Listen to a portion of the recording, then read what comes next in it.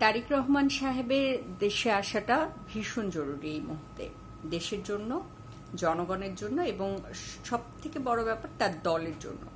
সামনের নির্বাচনে দলকে ভালোভাবে গোছাতে হলে তার এই মুহূর্তে দেশে উপস্থিতি খুবই জরুরি, কিন্তু তার থেকেও বেশি জরুরি তার নিরাপত্তা নিশ্চিত করা এবং সেই সাথে -2 পার্টির যে ফর্মুলা এখন পর্যন্ত আমার মনে হয় আছে ভেতরে ভেতরে, বিএনপিকে মাইনাস করতে চাওয়ার যে আকাঙ্ক্ষা কারো কারো মধ্যে কাজ করে সেটা এখনো আছে এবং সেটাকে নস্যাৎ করা দরকার।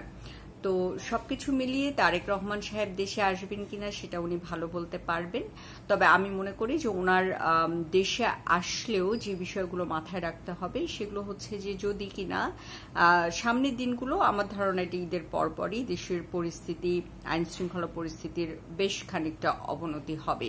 যেভাবে চলছে আমরা যদি এইটা লাগাম টেনে ধরতে না পারি, আমি তো আগে বহুবার বলেছি যে লাগাম টেনে আসলে আমরা ধরতে চাই না। আইন শৃঙ্খলা পরিস্থিতি জুলাই আগস্টের পর সব থেকে নাজুক অবস্থায় ছিল আইন শৃঙ্খলা পরিস্থিতি এবং সব থেকে কনসিডারের জায়গা ছিল ওটাই যে আইন শৃঙ্খলা পরিস্থিতি এবং জুলাই আগস্টে যে আহত নিহত হয়েছে সেই সব পরিবারকে সহায়তা করা, এইটা ছিল সব থেকে বড় মানে একদম লক্ষ্য, যে এগুলোকে পূরণ করতেই হবে উইদিন আ শর্ট টাইম, এবং দুটো ক্ষেত্রেই আমরা ব্যর্থতার পরিচয় দিয়েছি।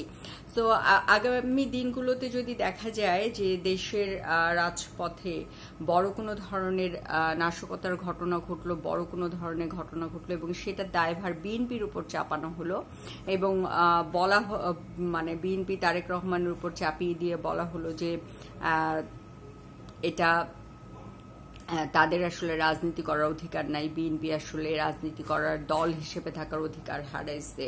তো আমি আসলে বিস্মিত হব না, কারণ যারা এই মুহূর্তে বাংলাদেশকে নিয়ে রাজনীতি করছে, যারা এই মুহূর্তে বাংলাদেশকে নিয়ে খেলছে বলবো, তারা আসলে বিএনপিকে যদি আউট করে দেওয়া যায় নির্বাচনের আগে তাদের জন্য খেলাটা সহজ হয়ে যাবে। তো সেক্ষেত্রে তারা যে কোনো কিছুই ষড়যন্ত্র করতে পারে, কৌশল অবলম্বন করতে পারে। তো তারেক রহমান সাহেবকে আসলে সেই কৌশল সম্পর্কে সচেতন থাকতে হবে। আরেকটা বিষয়ে তাকে খুবই কৌশলী হতে হবে, সেটা হচ্ছে দল গোছানোর ক্ষেত্রে ত্যাগী নেতাদেরকে অবশ্যই ওনার গুরুত্ব দিতে হবে।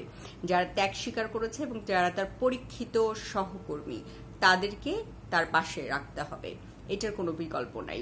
আর একটা বিষয় হচ্ছে যে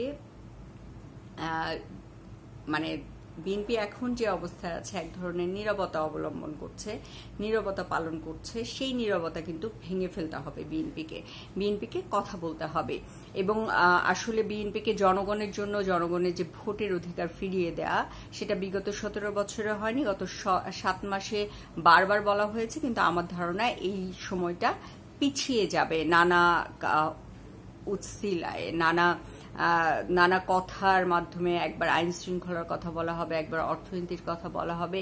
এই ধরনের আমার ধারণা বিগত গভর্নমেন্ট যেটা করেছে একটার পর একটা ঘটনা ঘটিয়ে গেছে এবং সেটার আরেকটা প্রেক্ষাপট তৈরি করেছে, এইভাবে নির্বাচনটাকে আসলে পেছানো হবে।